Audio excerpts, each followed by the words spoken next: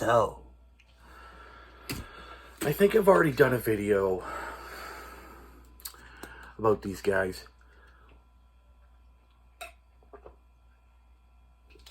I've done a ranking, but I think rankings are fun, but I don't do enough to really, as my dear friend Mike Foster commented on my Mastodon spotlight and said you should have ranked them because then you would have wound people up. And I'm like, while I do laugh at that because I think it's funny, because I kind of think he expects it, because I think he knows how I work in regards to,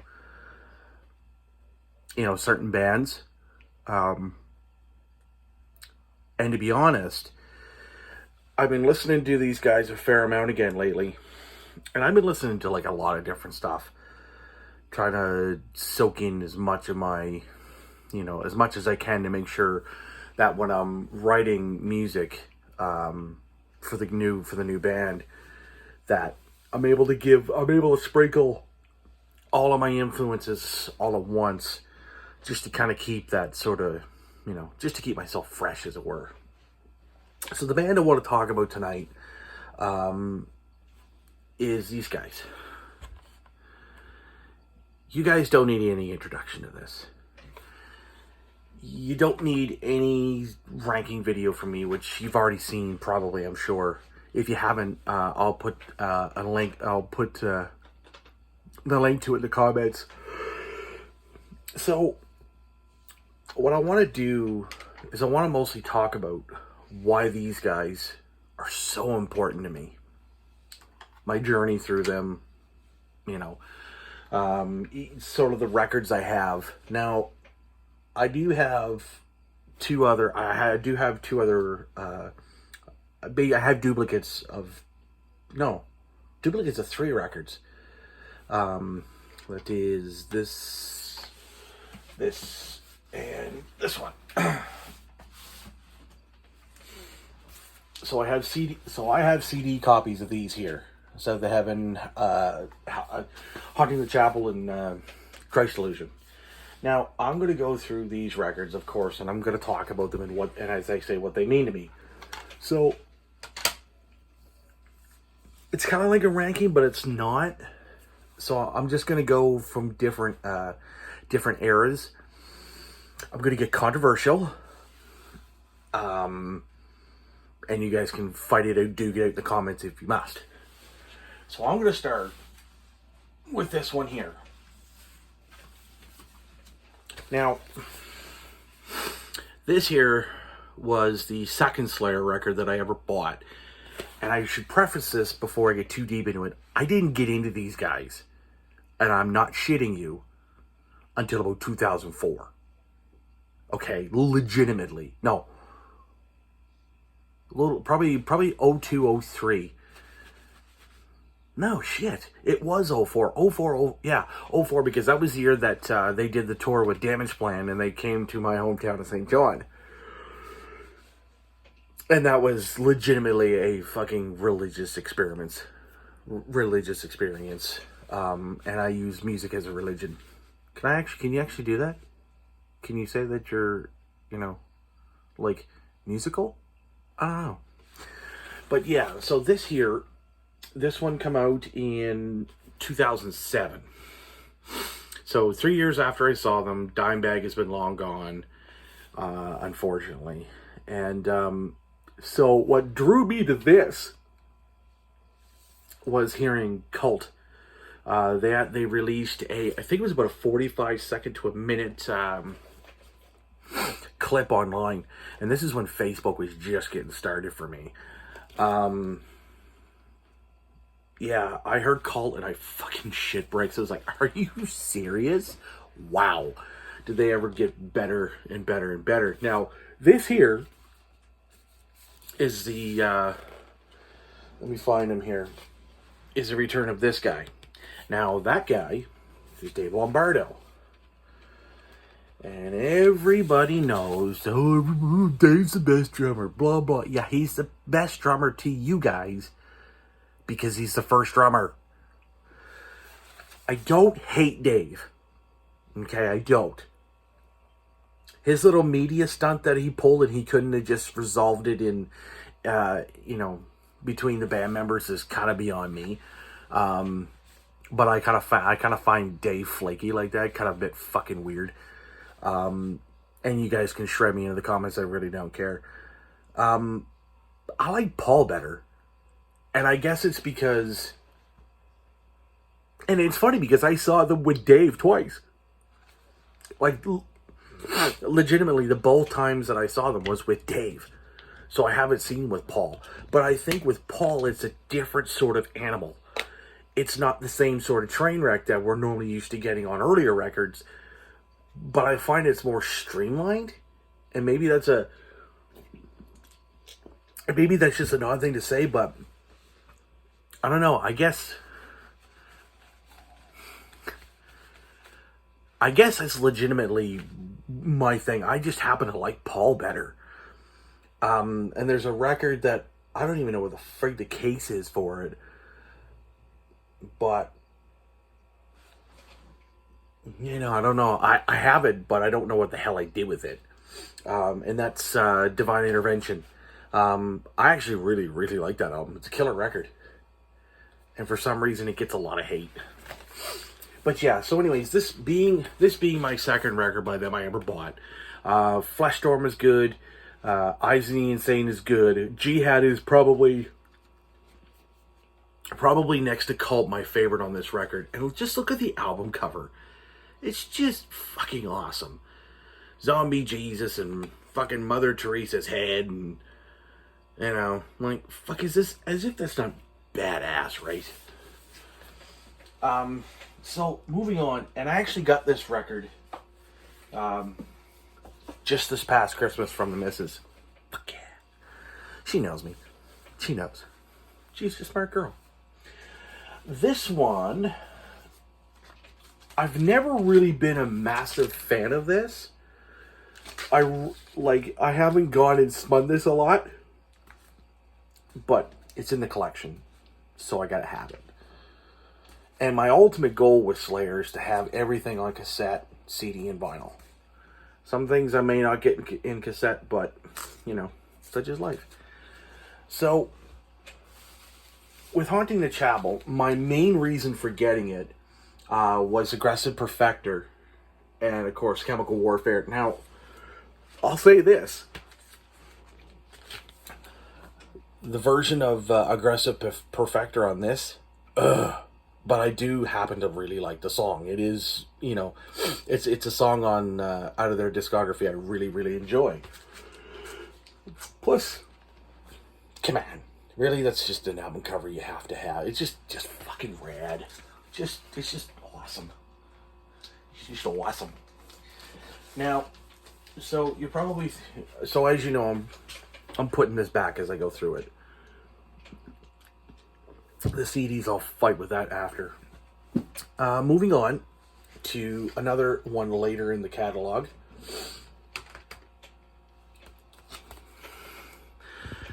Now, a lot of people hate this record. And I don't hate it. But what it means to me is that this is the last record, the final studio record they're ever going to do. Delusions of Savior into Repentless is probably one of my favorite two-song segues. Vices is killer. Castle for Stowe's good. When the Stillness Comes. I actually hated that song when it first. I was like, "Oh, are you serious? Why?" And then I watched the behind the making of Repentless, which is actually on this CD. It's actually in the bonus DVD, and of course, then there's also the Live at Wacken 2014, which I just, for some reason, I was looking to see if they did Silent Scream, and no, of course not. But they did do Hell Awaits and all that stuff, the Antichrist, Mandatory Suicide, which I'll probably bust out again at some point and rewatch. Chasing Death is cool. Implode was Implode was okay. I have to be in a mood to listen to that.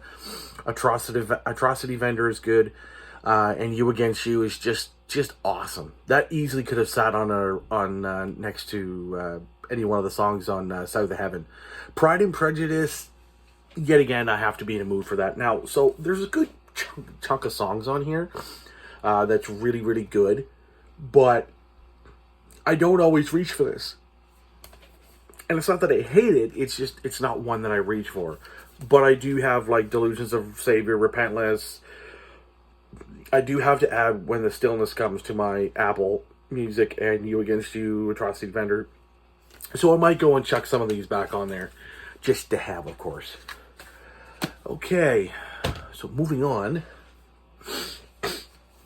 I'm kind of all over the place, I understand that. So the last 4 records that I'm going to show are pretty much the ones for me that really define this band for me as a whole. There's no other records in any discography that's going to outshine these records. And I don't think I'm ever going to speak of Diabolus and Musica in any positive light whatsoever. If you're wondering why, do yourself a favor, and I would rather you not, but you're going to probably do this anyways, just to spite me. Go listen to Stain of Mind. If that's not Korn Limp Bizkit bullshit, I don't fucking know what is. And somehow, a copy of the CD managed to make it into my house. I would rather own the entire Kiss discography than that. What does that tell you? And some of you guys, I know if you're going to be watching, you're going to be like, oh, wait, did he just say that? Yes, I did, fuckers. Okay, so I'm going to get sort of the elephant out of the way first. And this is sort of controversial, but not. And so I'm going to do these, actually, I'm going to do this at the same time. Not because they follow each other, but because it's really hard to pick. Rain and Blood and Seasons in the Abyss. The thing about both of these records are, without a doubt, 2 of the most classic records in the band's fucking discography. And you know, it's really hard for me because when I look at this, I go, but this has my one true sort of feel-good song. And that's War Ensemble. Spirit in Black, Expendable Youth, Dead Skin Mask. I have to be in a mood for Dead Skin Mask, and that's saying something, because people are going to be like, how could you say that thing? That's like a classic. It's like one of their best songs. No, it's not. Just saying. It's okay, but there are live versions of Dead Skin Mask that I prefer far more than I do this fucking studio version. Yeah, I don't care. Fuck off. Hallowed Point. That is just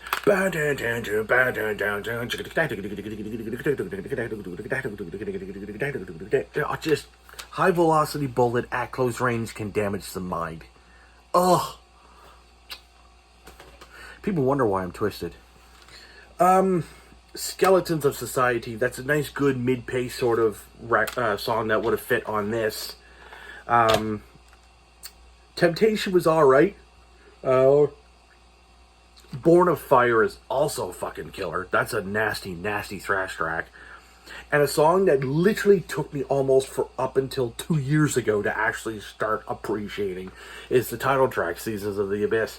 And I don't know what it was. I think it was just, as soon as I heard it, I was like, wait, what? I don't get it. And then of course, when I saw it live, I was like, alright, fair enough. Whatever. But with this,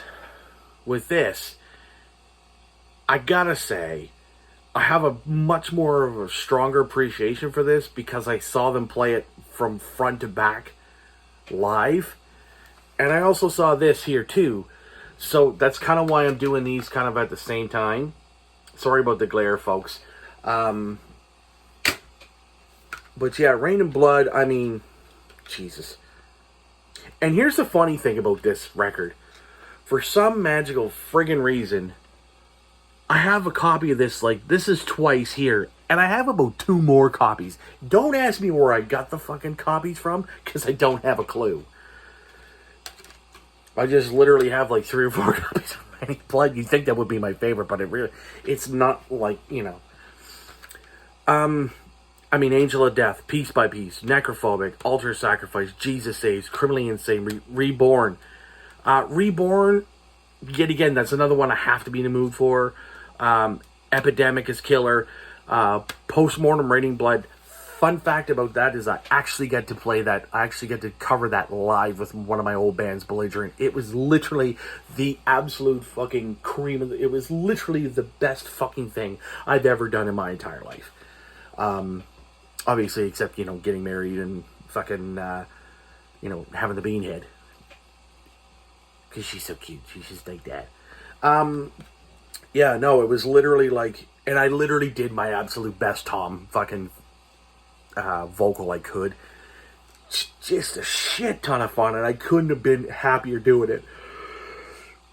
And of course, this is, so yeah, this version here of Aggressive Perfector, that's my favorite version because it's faster, and Tom hits that high vocal, like, and what it is I think it was like the demo of it.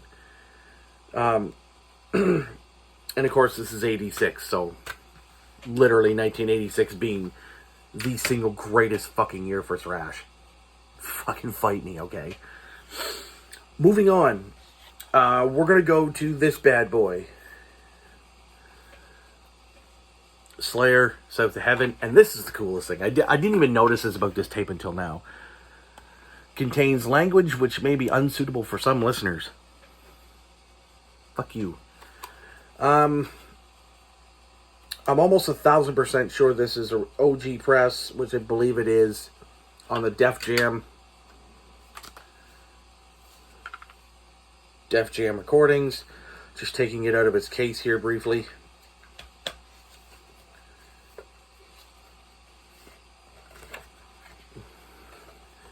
There's the infamous picture of the boys, which you get on the back of the CD.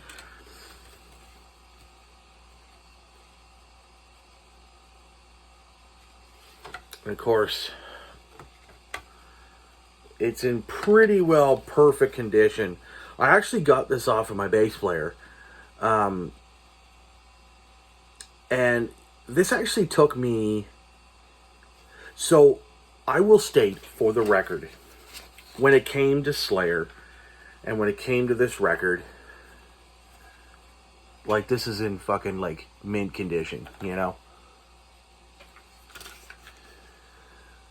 I will state, for the record, I fucking despised this record.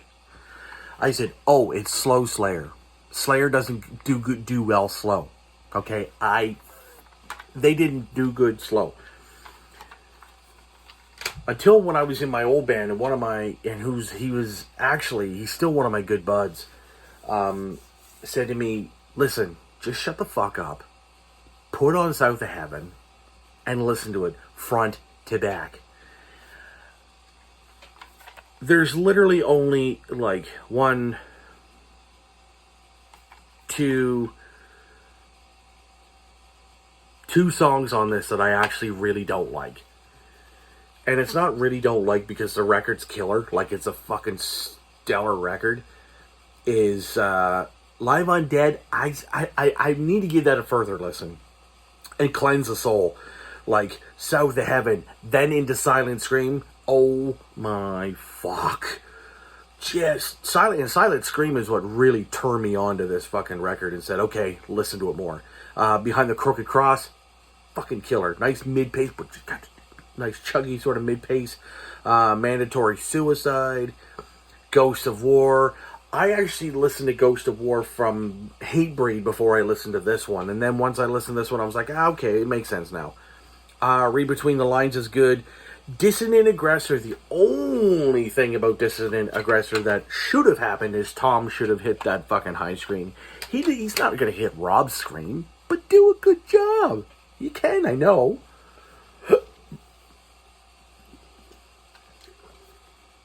And last but not least, because we're getting to the 20-minute mark, I'm hoping you guys have literally stuck with me through this whole thing. Because if not, I'm sad. I'm sorry.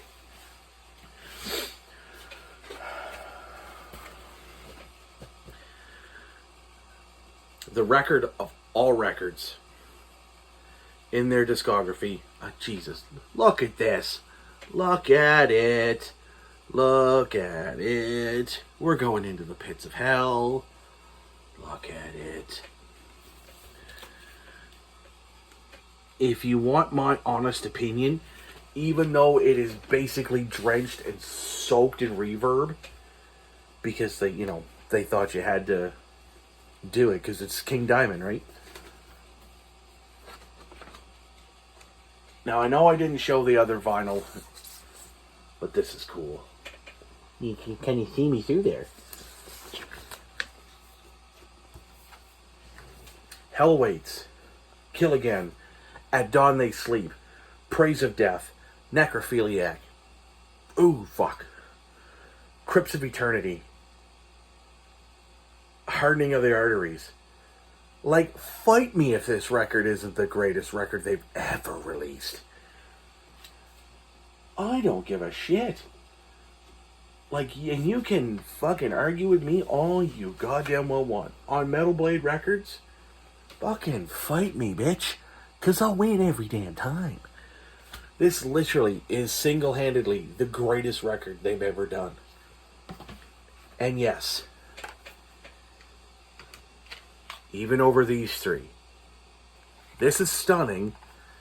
This is like pure classic. This is a timeless record that never goes out of style.